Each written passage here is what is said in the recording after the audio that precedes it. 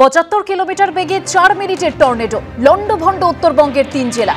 স্বাস্থ্য দপ্তর সূত্রে খবর ৪ জনের মৃত্যু হয়েছে। মুখ্যমন্ত্রী জানিয়েছেন ঝড়ে ৫ জনের মৃত্যু হয়েছে, আহত ১৫০রও বেশি। ঘূর্ণিঝড়ের তাণ্ডবে কার্যত ধ্বংসস্তূপ জলপাইগুড়ি, কোচবিহার, আলিপুরদুয়ারের বিস্তীর্ণ এলাকা।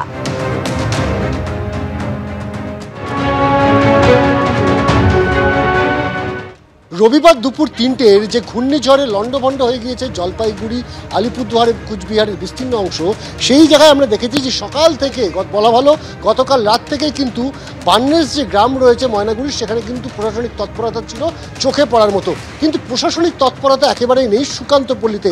আমরা এই মুহূর্তে রয়েছি জলপাইগুড়ি ২ নম্বর ওয়ার্ডের সুকান্তপল্লী এলাকায়। এখনও দেখা যাচ্ছে যে বাড়ির উপরে কিন্তু গাছ ভেঙে পড়ে রয়েছে। সাধারণ মানুষের ক্ষোভ রয়েছে, তারা রাস্তায় বেরিয়ে এসছেন, তাদের সঙ্গে আমরা কথা বলবো। প্রথম কথা হচ্ছে যে আপনাদের বাড়ির উপরে যে গাছ ভেঙে পড়ে রয়েছে, আপনারা কি প্রশাসনকে জানিয়েছেন? হ্যাঁ, জানিয়েছি। কিচ্ছু ব্যবস্থা করেনি, কেউ ঘরের ব্যবস্থাও করে নেই, গাছও কাটে নেই। আমরা সারা রাত বসেছিলাম, বসে রাত কাটাচ্ছি, খাওয়া দাওয়া কিচ্ছু নেই আমাদের। আপনারা কেউ আবাসের ঘর পান না? আগে ঘর পাইতাম, কিন্তু পরে ঘরের কোনো আর কোনো টাকা পয়সা কোনো জিনিসও আর পাই নেই আমরা। আজকে বোধহয় ২৫-৩০ বছর আগে সরকারি ঘর পাইছি ইন্দিরা বাসনের, তারপর থেকে আর কোনো জিনিসও আর আমাদের সাহায্য নেই। আমি সেটাও পাই। আমরা এখানে একজন মহিলা একটুটাকে অভিযোগ করছেন, আপনি পেয়েছেন শৌচালয়, সেই শৌচালয় নিয়ে আপনি অভিযোগ করছেন, কি অভিযোগ আপনি? আমার অভিযোগ কি, আমাকে যখন শৌচালয় দিচ্ছে, শৌচালয়টা তো দিলে শৌচালয়কে তো ঠিকঠাক ওকে করে দিবেন, তো সেটা আমাকে না করে এমনি ইটা কয়টা এমনি সিমেন্টের ইটা দিয়ে গাইতে বা ছেড়ে দিচ্ছে। এখানে যদি আপনার পাকা বাড়ি থাকতো তাহলে কি তার প্রভাবটা অনেকটা কম হতো, কি মনে হয়? হ্যাঁ, তো সেটাই তো মনে হবে। আমাদের ঘরের উপরেও তো বিশাল একটা আমের গাছ পড়ছে, বারান্দা টান্ডা সব ভেঙে গেছে, এখন পর্যন্ত কিচ্ছু হয়নি। না, কিচ্ছু না, কিচ্ছু পাইনি আমরা এখন, তিরপল কিচ্ছু না। আপনারা এই যে সরকারি যে প্রকল্পগুলো রয়েছে, আপনারা সরকারি প্রকল্প পাচ্ছেন না? না, আমরা সরকারি বাদের নিচে থাকি বলে সবাই বলে কি বাদের নিচে কি দিব, তার জন্য আমাদেরকে না কল দেয় না ঘরটা দিলে কোথায় উঠাবেন আপনি। আরে ঘরটা তো আগে দিয়ে দেখুক, তারপর আমরা কোথায় তুলি সেটা আমাদের ব্যবস্থা। এখানে বাড়ির উপরে কিন্তু এখনো পর্যন্ত গাছ ভেঙে পড়ে রয়েছে, বিপজ্জনক অবস্থায় সেই গাছ রয়েছে, অথচ সেই গাছ কেটে এখানে কিন্তু বিপদ মুক্ত করবার কোনো পরিকল্পনা কিন্তু প্রশাসনের তরফে নেওয়া হয়নি। শুধু তাই নয়, স্থানীয় বাসিন্দাদের বক্তব্য তাদের মধ্যে অনেকেই আবাস যোজনার ঘর পায়নি। কেউ হয়তো পেয়েছিল প্রায় ৩৫-৪০ বছর আগে ইন্দিরা আবাস যোজনার ঘর। আবার কেউ কেউ অভিযোগ করছেন যে সাধারণত এলাকায় একটা চাপা কল, সেই চাপা কলটাও কিন্তু এলাকায় জোটেনি। স্বাভাবিকভাবে ক্ষোভের একটা আশ্রয় রয়েছে এই এলাকায়, এবং ক্ষোভের একটা জন্ম নিয়েছে সাধারণভাবে এই ঝড় হয়ে যাওয়ার পর।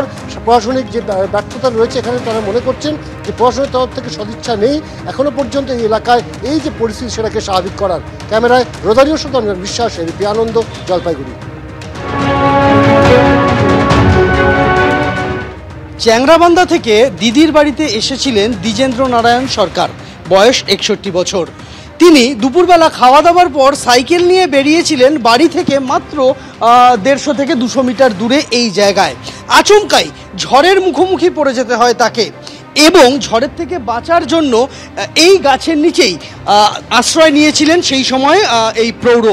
কিন্তু ঝড়ের বেগ উত্তরোত্তর বাড়ছে দেখে এই গাছের নিচ থেকে তিনি কোনো রকমে পাশের এই মন্দিরের নিচে ঠাঁই নেওয়ার কথা ভেবে এই গাছের নিচ থেকে বেরিয়ে আসেন। আর ঠিক তখনই রাস্তার উল্টো দিকের আরেকটি বড় গাছের একটি প্রকাণ্ড ডাল আছড়ে পড়ে তার মাথার ওপরে।